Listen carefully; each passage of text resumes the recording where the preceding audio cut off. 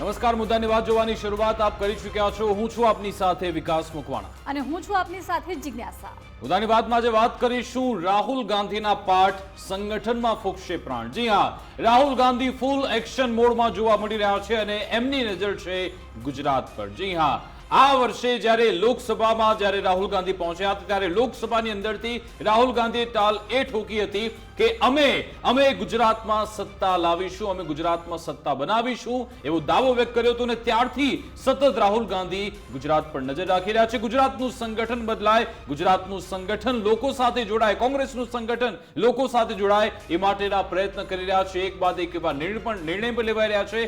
તેવામાં વધુ એકવાર રાહુલ ગાંધી ગુજરાતની મુલાકાતે આવ્યા। આજે રાહુલ ગાંધી ગુજરાત આવ્યા હતા। સૌપ્રથમ વડોદરા એરપોર્ટ પહોંચ્યા, ત્યારબાદ રોડ માર્ગે આણંદ પહોંચ્યા હતા અને આણંદમાં ગુજરાત કોંગ્રેસના તમામ જિલ્લા પ્રમુખોને એકઠા કર્યા અને તેમના માટે એક હોમવર્ક રાહુલ ગાંધીએ તૈયાર કર્યું છે। તેમને કેટલાક રાજનીતિના સૂત્ર પણ રાહુલ ગાંધી આપ્યા છે, સાથે સાથે તેમને એક ટાસ્ક પણ આપવામાં આવ્યું છે। રાહુલ ગાંધી ભલી બાતે જાણે છે। આજે તેમણે અલગ અલગ જે શીખ આપી છે, અલગ અલગ સૂત્ર આપ્યા। તેમણે એવું કહ્યું હતું કે આ જે પાયલોટ પ્રોજેક્ટની હું અત્યારે તૈયારી કરી રહ્યો છું એ તૈયારી હું મધ્યપ્રદેશ કે પછી યુપી કે પછી બિહાર ત્યાં પણ કરી શકતો હતો, પરંતુ ગુજરાતમાં આ પાયલોટ પ્રોજેક્ટ એટલા માટે હું લોન્ચ કરી રહ્યો છું કારણ કે મને અહીંયા સત્તા દેખાઈ રહી છે। રાહુલ ગાંધી એ પોતે તો કોન્ફિડન્સમાં છે, પરંતુ શું ગુજરાત કોંગ્રેસના યુનિટમાં એ કોન્ફિડન્સ, એ વિશ્વાસ છે ખરા? જવાબ ના મળે છે, કારણ કે હમણાં પાછલા તમે પરિણામ જોઈ લો અને ગુજરાત કોંગ્રેસનું પોતાનું માળખું જોઈ લો તો એમાં જોરદાર બદલાવની જરૂરિયાત છે। હમણાં જ એક મહિના પહેલાના પરિણામ જોવો તો પેટા ચૂંટણી આપણા ગુજરાતમાં થઈ હતી, કડી અને વિસાવદર આ બંને પેટા ચૂંટણીમાં કોંગ્રેસને ભૂંડી હાર મળી હતી। એમાંથી પણ કોંગ્રેસે શું કોઈ શીખ મેળવી છે, મોટો સવાલ અત્યારે ગુજરાત કોંગ્રેસને। આમ તો એક ચહેરો એક જ છે, પરંતુ કહી શકાય કે નવા પ્રદેશ પ્રમુખ મળી ચૂક્યા છે, પરંતુ શું આ નવા પ્રદેશ પ્રમુખ જિલ્લા પ્રમુખો પાસેથી કામ લઈ શકશે ખરા? હવે જિલ્લા પ્રમુખોને એક જવાબદારી પણ સોંપવામાં આવી છે અને હવે કોંગ્રેસે મોટો નિર્ણય એ કર્યો છે કે જ્યારે પણ કોઈ પણ ટિકિટ વહેંચવામાં આવશે તો એ ટિકિટ વહેંચણીમાં ન માત્ર પ્રદેશ પ્રમુખ, ન માત્ર વિપક્ષ નેતા, પરંતુ જિલ્લા પ્રમુખોની પણ મહત્વની જવાબદારી રહેવાની છે। સાથે સાથે એ જિલ્લા પ્રમુખોની હેઠળ જે તાલુકા છે, તાલુકાની હેઠળ જે અલગ અલગ ગામડાઓ છે, બુથ સ્તર સુધી અલગ અલગ લોકોની જવાબદારી સોંપવામાં આવશે। એક આખું માળખું તૈયાર કરવાની કામગીરી શરૂ થઈ છે। રાહુલ ગાંધી એમ પણ કહ્યું 2017માં જ્યારે હું ફક્ત 4 મહિના પહેલા ગુજરાત આવ્યો હતો ને તો પણ 77 બેઠક આવી છે, ને અત્યારે તો હું 2.5 વર્ષ પહેલા તૈયારી કરી ચૂક્યો છું। તેવામાં આ વખતે એમને કોન્ફિડન્સ તો લાગી રહ્યો છે, પરંતુ જ્યારે રાહુલ ગાંધી એમ કહી ચૂક્યા હોય કે ગુજરાત કોંગ્રેસમાં હજુ પણ લંગડા ઘોડા પણ છે, રેસવાળા ઘોડા પણ છે, વરઘોડા બધા અલગ તારવવાના છે, શું એ ઘોડા અલગ તારવવામાં કોંગ્રેસને સફળતા મળશે કે પછી ચૂંટણી પહેલા તો કોંગ્રેસ જેવી ગાજે છે, પરિણામમાં એ રીતની તે ગાજતી નથી? એ આપણને દર વખતે જોવા મળે છે। શું આ વખતે પણ થશે તો ભવિષ્યમાં છે, પરંતુ અત્યાર પૂરતું રાહુલ ગાંધી ફૂલ એક્શન મોડમાં છે અને એમણે સૂત્ર અને સમીકરણ સત્તા માટે તૈયાર કર્યું છે। બિલકુલ, પરંતુ વિકાસ અહીં જોવાનું એ પણ રહેશે કે કોન્ફિડન્સમાં દેખાયા છે, પરંતુ એમને જે 2017ની વાત કરી હતી ત્યારે પાટીદાર ઇફેક્ટ કામ કરી ગયું હતું ને એમને ઘણી બેઠકો 99 બેઠકો મેળવવામાં સફળતા મળી હતી, પરંતુ ત્યાર પછી 2022ની વિધાનસભા ચૂંટણી હોય, 2024ની લોકસભા ચૂંટણી હોય કે પછી સ્થાનિક સ્વરાજ્યની ચૂંટણી હોય કે હમણાં જ યોજાયેલી પેટા ચૂંટણી, તમામમાં કોંગ્રેસને જે પ્રકારે કારમી હારનો સામનો કરવો પડ્યો છે તે પછી હવે કોંગ્રેસ કોન્ફિડન્સમાં દેખાઈ રહી છે અને જે પ્લાનિંગ સાથે આગળ વધવા માટે આજે જે બેઠક અને જે શિબિર 3 દિવસ મળી રહી છે એ પ્રમાણે જો કામ થાય છે તો કદાચ કોંગ્રેસનું આવનારું ભવિષ્ય કેવું રહેશે એના ઉપર આપણે અત્યારે ચર્ચા કરી શકીએ। પરંતુ સૌથી મોટો સવાલ એ પણ છે કે સતત કોંગ્રેસમાં એક રાવ ઉઠતી રહી છે કે માત્ર ને માત્ર ગણ્યા ગાંઠા નેતાઓ છે અથવા જે મોટા નેતાઓ છે એમને જ મહત્વ મળી રહ્યું છે, સ્થાનિક કાર્યકરો હોય અથવા જિલ્લા લેવલના જે કાર્યકરો છે એમને ક્યારે સાંભળવામાં નથી આવતા। અને એવું જ કંઈક આજે જ્યારે રાહુલ ગાંધી વડોદરા એરપોર્ટ પર પહોંચ્યા હતા ત્યારે કોંગ્રેસના એક યુવા કાર્યકરને મળ્યા હતા। એ યુવા કાર્યકર એટલે મિતેશ પરમાર કે જેઓ વર્ષોથી કોંગ્રેસના સંગઠન સાથે સંકળાયેલા છે અને એમને પણ પોતે સ્વીકાર્યું અને કહ્યું વિકાસ કે કોંગ્રેસમાં આ પ્રકારની પરિસ્થિતિ છે। બિલકુલ, આ શિબિરની શરૂઆત આજે થઈ ચૂકી છે। સંગઠન સૃજનના એ લક્ષ્યાંક સાથે આજે આ શિબિરનું આયોજન થયું છે। કોંગ્રેસ નેતા રાહુલ ગાંધી આજે આણંદ પહોંચ્યા હતા અને તેમણે પોતાના જિલ્લા પ્રમુખોને નેતાઓને રાજનીતિના પાઠ શીખવ્યા. જિલ્લા નવા નિયુક્ત પ્રમુખોને રાહુલ ગાંધી શીખ આપી છે. રાહુલ ગાંધીની આ પાઠશાળામાં નવા નિયુક્ત પ્રમુખોએ તાલીમ પણ લીધી હતી. આણંદમાં નિજાનંદ રિસોર્ટ ખાતે આ શિબિરનું આયોજન થયું. હજુ પણ 3 દિવસ કોંગ્રેસની આ પ્રશિક્ષણ શિબિર ચાલવાની છે. આજનું સેશન રાહુલ ગાંધીએ લીધું હતું અને મીડિયાની ગેરહાજરીમાં આ તમામ પાઠ તેમને શીખવવામાં આવ્યા. જો કે આંતરિક સૂત્રોથી આ બધી જાણકારી મળી છે કે આખરે આજે રાહુલ ગાંધીએ શું મુદ્દા ચર્ચ્યા છે, કારણ કે કેટલાક જે એવા નેતાઓ છે એમને કદાચ ખરી ખોટી પણ સંભળાવવામાં આવ્યું છે કે કદાચ આપણે ક્યાંક આળસ રાખીએ છીએ, ક્યાંક આપણે પણ ઢીલા પડીએ છીએ, એના કારણે જ ભાજપ ફાવી જાય છે. આ પ્રમાણેના નિવેદન પણ આપવામાં આવ્યા હતા. સાથે સાથે એક 20 મુદ્દાનો આખો કાર્યક્રમ પણ અંકિત કરવામાં આવ્યો છે કે આ 20 મુદ્દાને ધ્યાનમાં લઈને આપણે ચાલવું પડશે. આજનો જે કાર્યક્રમ હતો રાહુલ ગાંધીનો, પહેલા તો એરપોર્ટ પર પહોંચ્યા વડોદરા, ત્યારબાદ આણંદ પહોંચ્યા, પરંતુ એની સાથે બીજો ઘટનાક્રમ એ પણ થયો, એના પર આપણે વિગતવાર વાત કરીશું. ગંભીરા બ્રિજ દુર્ઘટનાના જે પીડિત પરિવારો છે એ પણ ત્યાં પહોંચ્યા હતા. જો કે એમાં પણ પોલીસ અને કોંગ્રેસના કાર્યકરો વચ્ચે ત્યાં થોડી ચકમક પણ જરી હતી. એ બધું હતું ને હમણાં જે જિજ્ઞાસાએ વાત કરી, જે ગુજરાત કોંગ્રેસની જે ખામી છે, એક સામાન્ય કાર્યકર આજે આગળ આવ્યા હતા. એમણે પણ રાહુલ ગાંધીને આ તમામ બાબતોથી અવગત કરાવ્યા હતા કે આવી સ્થિતિ ગુજરાતમાં છે, કેમ ગુજરાત કોંગ્રેસ પાછળ પડી રહી છે, કેમ ગુજરાત કોંગ્રેસ પાછળ ધકેલાઈ રહી છે. એ યુવા કાર્યકરે આજે રાહુલ ગાંધીને કહ્યું હતું. જિજ્ઞાસા. જી બિલકુલ, એટલે સવાલ એ જ છે કે કાર્યકર મિતેશ પરમાર છે કે જેઓ વર્ષોથી કોંગ્રેસ સંગઠનમાં કામ કરી રહ્યા છે અને એમને કીધું કે ગુજરાતમાં મહેનત કરતા ગરીબ કાર્યકરોને ટિકિટ નથી અપાતી, બિલ્ડરો અને અમીરોને જ ટિકિટ આપવામાં આવે છે. એટલે સીધો એમને કટાક્ષ પણ કર્યો અને એમને સાથે એ પણ કહ્યું કે ગુજરાતમાં 15 વર્ષ પહેલા જ કોંગ્રેસના સીએમ બની ગયા હોત. એટલે સૌથી મહત્વની વાત એમની રહી કે 15 વર્ષ પહેલા જ જો કોંગ્રેસની સરકાર બની ગઈ હોત, જો સ્થાનિક લેવલે કોંગ્રેસ છે એ મજબૂત હોત, નાના કાર્યકરોને પણ એટલું જ ઇમ્પોર્ટન્સ આપવામાં આવતું હોત, મોટા નેતાઓએ કોંગ્રેસની ગૂર ખોદી નાખી છે, એવા સીધા આક્ષેપો પણ મિતેશ પરમારે કર્યા અને કહ્યું કે રાહુલ ગાંધી હવે અમારા જેવા ગરીબ કાર્યકરોને મળી રહ્યા છે જેમને ન્યાય અપાવશે. બિલકુલ, એ મિતેશ પરમારનું પહેલા આપણે નિવેદન સાંભળી લઈએ, પછી આગળ ચર્ચામાં વધીએ. मैं कहूँ, मेरे को अपनी सरकार गुजरात में बन सकती है सर, और जो लड़ाई लड़के हैं उनको आगे लाओ, जो सही में पैसे वाले से नहीं, जो कांग्रेस के लिए जान देने के लिए तैयार है.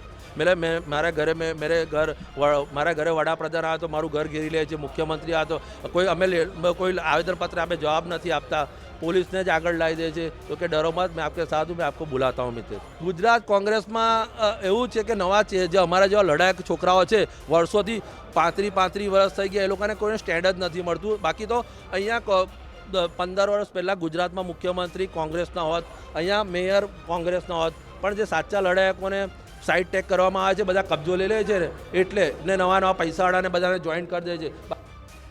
તો વડોદરા એરપોર્ટ પર આખો આ ઘટનાક્રમ થયો હતો ને કાર્યકરનું કહેવું હતું કે આપણા મુખ્યમંત્રી પણ કોંગ્રેસ ન હોત, અહીંયા વડોદરાના મેયર પણ આપણો હોત, એમની પીડા હતી. જો કે આ કાર્યક્રમ પત્યો ત્યારબાદ આણંદમાં દૂધ ઉત્પાદકો સાથે પણ આજે રાહુલ ગાંધીએ સંવાદ કર્યો હતો. સહકારી આગેવાન દૂધ ઉત્પાદકો સાથે સંવાદ થયો અને હવે આવનાર દિવસોમાં કોંગ્રેસ દૂધ સત્યાગ્રહ માટે પણ તૈયારી કરી રહી છે. તે માટે પણ અલગ અલગ તેમણે મુદ્દા અત્યારે તૈયાર કર્યા છે. દૂધનો ભાવ ઓછો મળવો હોય કે પછી મેન્ડેટની પ્રથા હોય, સહકારી સંઘ અને તેમાં જે ગેરરીતિ ચાલે છે એ બાબતની પણ હવે કોંગ્રેસ આ મુદ્દો લઈને આગળ ચાલવાની છે. આ તમામ ગતિવિધિ ચાલી રહી છે, એટલે કે પશુપાલકોને સાધવાનો પ્રયત્ન થઈ રહ્યો છે, ખેડૂતો, યુવાનો, સૌ કોઈને સાધવાનો પ્રયત્ન થઈ રહ્યો છે. 2027 માટે એક બાદ એક રાહુલ ગાંધીની આ બેઠક મળી રહી છે. આ બેઠકના આખરે એની પાછળના શું તર્ક છે, કેવી તૈયારી કોંગ્રેસની છે, આજે રાહુલ ગાંધીએ જિલ્લા પ્રમુખોને કયા નવા પાઠ શીખવ્યા, એ વિશે જ આપણે ચર્ચા કરીશું. આપણી સાથે કોંગ્રેસ નેતા પાલભાઈ આંબલિયા લાઈવ જોડાઈ ગયા છે. પાલભાઈ, આપનું ગુજરાત ફર્સ્ટમાં સ્વાગત છે અને અત્યારે દ્વારકા જિલ્લા સંગઠનની જવાબદારી પણ સંભાળી રહ્યા છે. તો પાલભાઈ, આજે રાહુલ ગાંધીએ સારું એવું સેશન લીધું, લેસન આપ્યું છે, આપને હોમવર્ક આપ્યો છે, શું પાઠ શીખ્યા આજે રાહુલ ગાંધી પાસે? સૌ પહેલા તો હું એમ કહીશ કે જે આપે ઇન્ટ્રોમાં કહ્યું કે રાહુલ ગાંધીજીએ એમ કહ્યું કે મધ્યપ્રદેશ કે યુપી થી હું આ પાયલોટ પ્રોજેક્ટ શરૂ કરી શકતો હતો, પણ હું ગુજરાતથી જ કરવા માંગુ છું કારણ કે મને અહીં સત્તા દેખાઈ રહી છે. તો આ વાક્યમાં થોડોક સુધારો કરવા માંગુ છું. રાહુલજીએ એવું કહ્યું છે કે યુપી એમપી માંથી પણ આ પાયલોટ પ્રોજેક્ટ શરૂ થઈ શકતો હતો, પણ હું ગુજરાતથી એટલા માટે કરવા માંગુ છું કે કોંગ્રેસની આઈડિયોલોજી, કોંગ્રેસના વિચાર અને કોંગ્રેસ જે છે એ મહાત્મા ગાંધી, સરદાર વલ્લભભાઈ પટેલ અને એ ગુજરાતના છે, અને એ આઈડિયોલોજી એ ગુજરાતને પાછું યાદ કરાવવા માટે હું અહીંયાથી આ શરૂઆત કરું છું. એટલે સત્તા દેખાઈ રહી છે એટલા માટે કહ્યું, એવું નથી.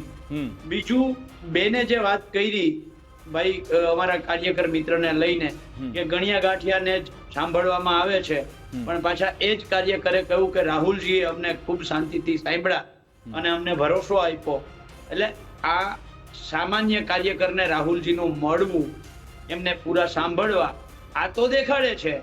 હવે રાહુલજી, ખડગેજી, એટલે પાલભાઈ એ કાર્યકરે એમ પણ કહ્યું હતું કે મોટા નેતાઓ મને મળવા દેતા નથી, અને આપણે એ બાબતે કરીશું ચર્ચા. પરંતુ આજે ઓવરઓલ રાહુલ ગાંધીએ શું કહ્યું નવા જિલ્લા પ્રમુખોને, આપણે એ ખરી સમાચારના ભાગરૂપે બધું બતાવ્યું, પરંતુ આખરે તમને શું આજે રાહુલ ગાંધીએ શીખવ્યું એના ઉપર જ આવું છું. એટલે હું એમ કહેતો હતો કે હું કોલેજ ટાઈમમાં ગુજરાત લેવલે હું કુસ્તી ખૂબ રહી, કુસ્તીનો ખેલાડી છું.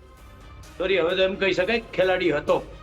એટલે કુસ્તીની રમતમાં તમે 1, 2, 3, 4, 5 કદાચ ગેમ હારો તો એવું ના હોય કે છઠ્ઠી ગેમમાં તમે ભાગ ના લ્યો.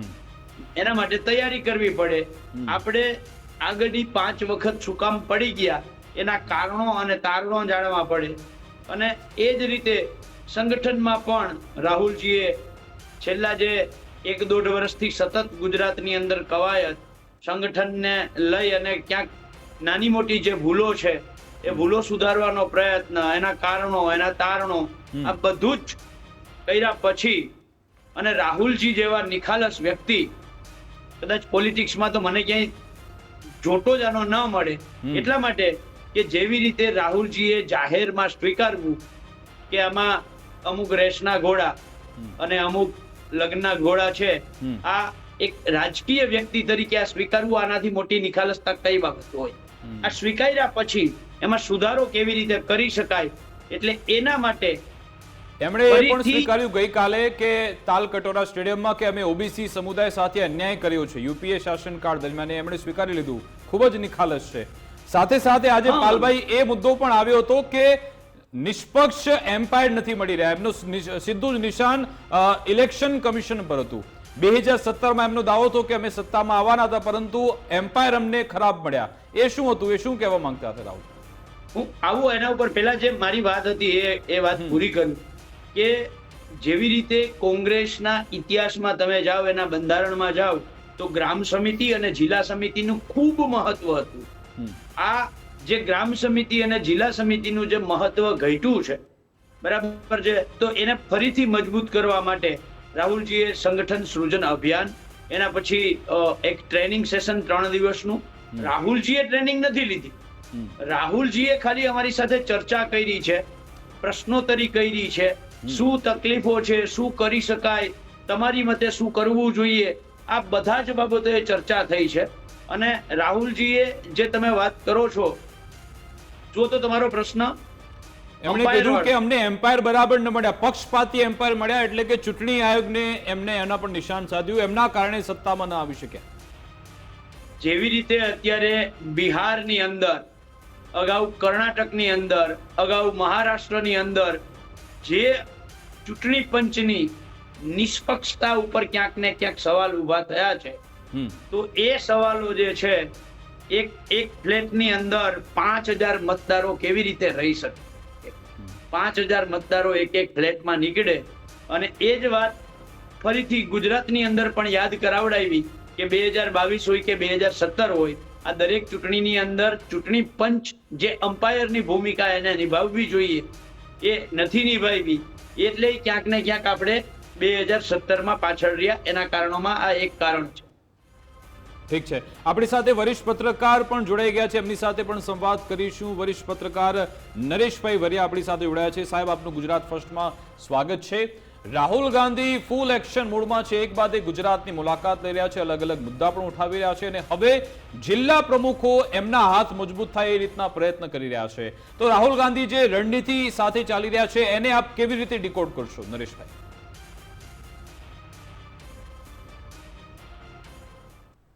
વિકાસ, પહેલી વાત તો ગુજરાતની અંદર અત્યારે કોંગ્રેસ ખૂબ જ નબળી અને પડકારજનક સ્થિતિમાંથી પસાર થઈ રહી છે. એણે કોંગ્રેસે સૌથી મોટું કામ જો કરવું હોય તો એનું સંગઠન સ્તરે એને પુનર્જીવન કરવું પડે એમ છે. હું માનું છું કે રાહુલ ગાંધીએ જે આ 3 દિવસનું સંગઠન સૃજન અભિયાન ઉપાડ્યું છે એ કદાચ એમાં એક પ્રથમ કડી છે. અને જ્યાં સુધી તમારું સંગઠન મજબૂત નહીં હોય, મારે આગળ કોઈ પાલભાઈ બોલતા હતા એમણે એવું કહ્યું, ગ્રામ સમિતિ, જિલ્લા સમિતિ, ખરેખર કોંગ્રેસ પાસે એક સમય હતો કે જ્યારે એની પાસે સેવાદળ છે અને જમીની સ્તરનું એક સંગઠન હતું, વ્યાપક રીતે કામ કરતું હતું. પરંતુ જ્યારથી લાંબા સમયથી ગુજરાતમાં કે દેશના અન્ય ભાગોમાં જ્યારે કોંગ્રેસ સત્તા પર રહી તો એની જે આ કેડર હતી એ કેડર તૂટી ગઈ.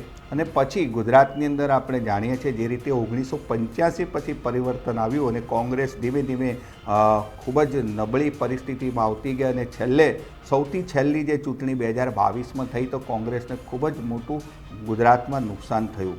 હવે રાહુલ ગાંધીની જે વાત છે એ પુનર્જીવિત કરવા માંગે છે, પણ ગુજરાતની અંદર એમની પાસે એક નેતૃત્વ, જ્યારે હમણાં અમિત ચાવડાની પસંદગી થઈ પ્રદેશ પ્રમુખ તરીકે, તો ત્યારે સવાલ ઘણા પણ ઉઠે છે કે ભાઈ તમારી પાસે 2-4 માણસો છે ને એમાંથી તમારે પસંદગી કરવી પડે. કોંગ્રેસની આ પરિસ્થિતિ છે કે અત્યારે એમની પાસે એવા દિગ્ગજ ઘણા એવા નેતાઓ નથી રહ્યા અને હતા તો એને ભારતીય જનતા પાર્ટીએ તોડીને લઈ લીધા છે. એવી પરિસ્થિતિમાં અત્યારે એમની પાસે જે પણ કંઈ નેતૃત્વ છે એનાથી એમણે કામ કરવું પડે એવી કોંગ્રેસની આ સ્થિતિ અત્યારે હું જોઈ રહ્યો છું. બીજું કે ટૂંક સમયમાં ગુજરાતને પસંદ કરવાનો રાહુલ ગાંધીનો હેતુ એ છે અને મારા ખ્યાલ પ્રમાણે એમણે અગાઉ પણ આ સંગઠનમાં પણ એમણે કહ્યું છે કે ગુજરાતની અંદર જ્યારે કોંગ્રેસ તમે ભારતીય જનતા પાર્ટીને હરાવી શકો અથવા તો એને એક મોટો પડકાર આપી શકો તો આખા દેશની અંદર ભારતીય જનતા પાર્ટીનો તમે મુકાબલો કરી શકો. એ માટે પણ ગુજરાતની અંદર કોંગ્રેસ અને રાહુલ ગાંધી એનું ધ્યાન ફોકસ કરી રહ્યા છે. બીજું કે ટૂંક સમયમાં જ આ ડિસેમ્બર કે જાન્યુઆરીની અંદર ગુજરાતની અંદર સ્થાનિક સ્વરાજ્યની મહાનગરપાલિકાની ચૂંટણીઓ આવી રહી છે. એ ચૂંટણીની અંદર તમારી પાસે જો જમીની સ્તરનું સંગઠન નહીં હોય તો એ જે પરિણામ લાવવા ધારવું હોય એ લાવી શકાશે નહીં. બીજું કે ગુજરાતની અંદર 2022ની ચૂંટણીમાં ત્રિપાંખીયો જંગ થયો અને કોંગ્રેસને જે નુકસાન થયું વચ્ચેના સમયમાં હતું ગુજરાતની અંદર આમ આદમી પાર્ટી જે છે એ આમ આદમી પાર્ટી હવે બહુ વજૂદ રહ્યું નથી. પરંતુ વિસાવદરની ચૂંટણીએ ફરી પાછું આમ આદમી પાર્ટીને લાઇમલાઇટમાં લાવી દીધી છે. તો હું એવું માનું છું કે કોંગ્રેસ માટે હવે ગુજરાતની અંદર આ સ્થાનિક સ્વરાજ્યની ચૂંટણી હશે કે 2027ની ચૂંટણી, તો એના માટે પહેલો પડકાર આમ આદમી પાર્ટી પણ રહેશે અને ભારતીય જનતા પાર્ટી તો એમના માટે તો છે જ. એટલે સંગઠન સ્તરે કરવા માંગે છે, નેતૃત્વ એમની પાસે છે. ને બીજું તમે એક વાત કરી કે ઓબીસીની, એમણે કહ્યું કે અમે ઓબીસી જે નેતૃત્વ છે ઓબીસીની વસ્તી ગણતરીનું ન કરાવી શકો, અમારી ભૂલ હતી, અમે ઓબીસીને જાણી ન શક્યા. એવું એમણે ગઈકાલે દિલ્હીના તાલકટોરા સ્ટેડિયમની અંદર એમણે કાર્યકરોને સંબોધતા એ વાત કરી. તો સ્વાભાવિક છે કે આ વખતે કોંગ્રેસ હવે જે એની રણનીતિ બનાવવાનું છે કે બનાવી રહી છે અને ગુજરાત કોંગ્રેસમાં એમણે જે પણ કંઈ પદ આપ્યા છે અને આપી રહી છે અને ભવિષ્યમાં બીજા જે સંગઠનાત્મક જે નિમણૂક કરવાની છે, હું માનું કે એ ઓબીસી ઉપર એમનો વધારે પડતો ભાર હશે. અને ગુજરાતમાં પણ જ્યારે સ્થાનિક સ્વરાજ્યની ચૂંટણીમાં 27% ઓબીસી અનામત લાગુ થઈ છે. નરેશભાઈ, જ્યારે રાહુલ ગાંધી આવે છે અથવા તો બહાર પણ જ્યારે ગુજરાત બહાર પણ જ્યારે મુદ્દા ઉઠાવે છે, ચૂંટણી કમિશન એમના સતત ટાર્ગેટ પર રહે છે. આજે પણ તેમણે કહ્યું કે કોંગ્રેસની હાર પાછળ એ નિષ્પક્ષ એમ્પાયર જવાબદાર, એટલે કે ચૂંટણી કમિશન જવાબદાર છે, એના કારણે અમે હારી રહ્યા છે. સતત ચૂંટણી કમિશન પર હુમલા કરવા, એમને સેન્ટરમાં રાખવા, શું એ કોંગ્રેસને રાહુલ ગાંધીને ફાયદો અપાવી શકે આપને લાગે છે?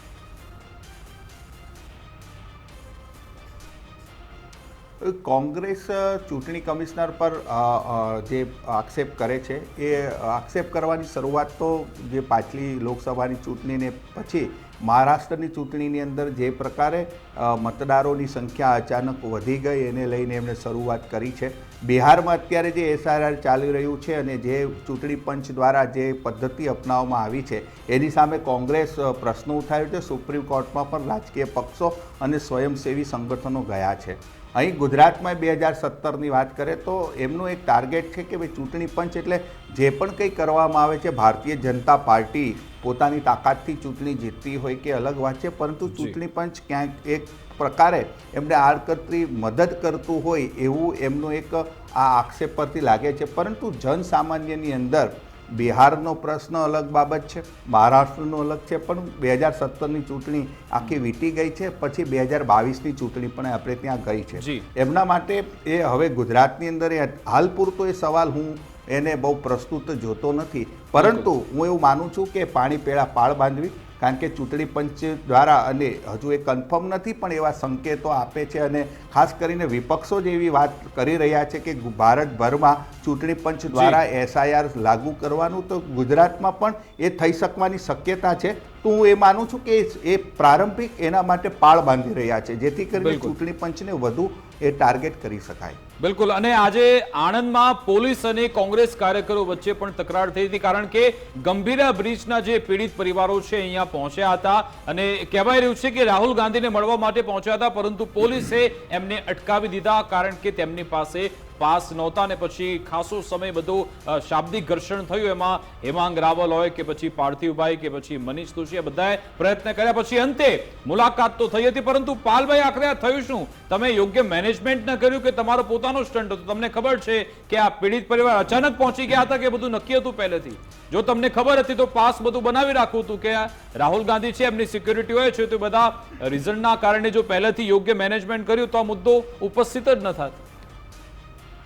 પહેલી વસ્તુ તો એ છે કે હું જે આ રાહુલજી ગયા ત્યાર પછી હું જિલ્લા પ્રમુખ છું, એટલે હું શિબિરમાં હતો, એટલે ત્યાં શું ઘટના બની છે એનાથી હું સંપૂર્ણ જાણકાર નથી. પણ જે તમે કહો છો કે સ્ટન્ટ છે, માની લ્યો કે એ લોકો મળવા આવ્યા, એક્ઝામ્પલ તરીકે માની લઈએ તો દેશના વિરોધ પક્ષના નેતા છે, પોલીસનું કામ હતું એમની તપાસ કરવી, એમને ક્યાંય કરતા ક્યાંય વાંધા હરકત વાળી કોઈ વસ્તુ મળે તો એમને ન મળવા દેવાય, બરાબર છે. બીજું, જે CRPF છે એ એમને રોકતું નથી, જે સ્પેશિયલ ત્યાંથી જે આખી દિલ્હીથી ટીમ આવી છે રાહુલજીની સિક્યોરિટી માટે, એ કોઈ એમને રોકતા નથી.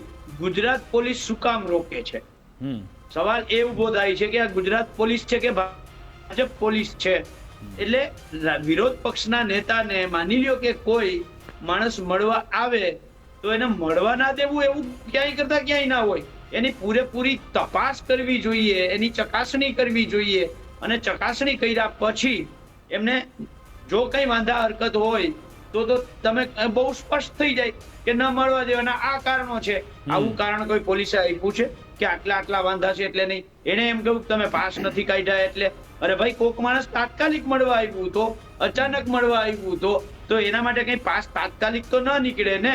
એટલે આ ગુજરાત પોલીસની પોલીસ છે એ ક્યાંક ને ક્યાંક બધાય પોલીસો નથી હોતા, પણ અમુક ભાજપનો ખેસ કર્યા વગર ભાજપનું કામ કરતા જે પોલીસ વાળા છે એનું આ ક્યાંક ને ક્યાંક સત્તાવાળાઓને સારું લગાડવા માટેનું આ કૃત્ય હોય એવું લાગે છે. અચ્છા, બીજું પાલભાઈ, આજે મુકુલ વાસનિક જે પણ કર્યું, અગાઉ પણ રાહુલ ગાંધી કહી ચૂક્યા છે કે જ્યારે પણ હવે ટિકિટ વહેંચણી થશે કે ખાલી વિપક્ષ નેતા અને પ્રદેશ પ્રમુખ નહીં બેસે, જિલ્લા પ્રમુખને પણ દિલ્હીમાં જોડે બેસાડવામાં આવશે ને પછી ટિકિટની વહેંચણી થશે. એટલે હવે દ્વારકામાં ટિકિટ આપવાની થાય કોઈ પણ ચૂંટણી હોય તો તમારી પણ મહત્વની ભૂમિકા થઈ જશે. આ નિર્ણય કેટલો સફળ અને સારો સાબિત થઈ શકે છે કોંગ્રેસમાં? જો રાહુલજીએ, મુકુલ વાસનિકજીએ જે જિલ્લા પ્રમુખોને જે જવાબદારી આપી છે અને જે સામે સત્તા પણ આપી છે, એનો એક આ ભાગ છે.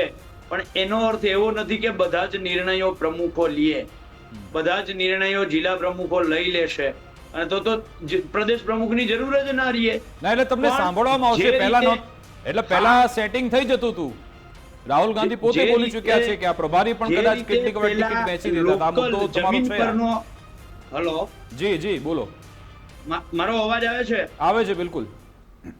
જે રીતે પેલા જમીન પરનો અવાજ અમદાવાદ ગાંધીનગર ને અમદાવાદ ગાંધીનગર થી દિલ્હી નહોતો પહોંચતો, એની જગ્યાએ રાહુલજીએ એવું કહ્યું છે કે હવે તમારા જે કઈ નિર્ણયો હશે ડાયરેક્ટ તમે અમને પણ મોકલી શકશો, પ્રદેશમાં પણ મોકલી શકશો, અને એક કનેક્શન, જે કનેક્ટિવિટી ક્યાંક તૂટી ગઈ હતી આ કનેક્ટિવિટી ફરીથી આપણે દિલ્હીથી લઈ અને વિલેજ સુધીની કનેક્ટિવિટી ફરીથી ઊભી થાય અને દરેક નિર્ણયની અંદર જમીન સ્તર ઉપરથી જે નિર્ણયો થાય એ નિર્ણયો દિલ્હી સુધી એવા ને એવા સ્વરૂપે પહોંચે જેથી કરીને એક યોગ્ય માણસને યોગ્ય તકો મળે એ અને આ નિર્ણયથી તમામ હું એવું માનું છું કે કોઈ પણ રાજકીય પક્ષ માત્ર કોંગ્રેસ જ નહીં કોઈ પણ રાજકીય પક્ષનો કાર્યકર હોય તો આનાથી ખુશ જ થાય એના ભાગરૂપે અમે પણ ખુશ થયા છીએ કે જમીન પરનો વિલેજ ગામ લેવલનો નિર્ણય કદાચ દિલ્હી સુધી જો એ જ સ્વરૂપે પહોંચે તો એ ખૂબ સારી બાબત કહેવાય. અચ્છા નરેશજી, આ જિલ્લા પ્રમુખોને એ સ્વતંત્ર રીતે શક્તિપૂર્વક કામ કરી શકે માટે નિર્ણય અને ટિકિટ વહેંચણીમાં એમાં પણ મહત્વની ભૂમિકા એ જો જિલ્લા પ્રમુખોને સોંપવામાં આવે તો શું કોંગ્રેસને એમાં ફાયદો થતો દેખાઈ રહ્યો છે ખરા કે પછી એ સેટિંગ જે અગાઉ ચાલતું તેવું ચાલતું જ રહેશે?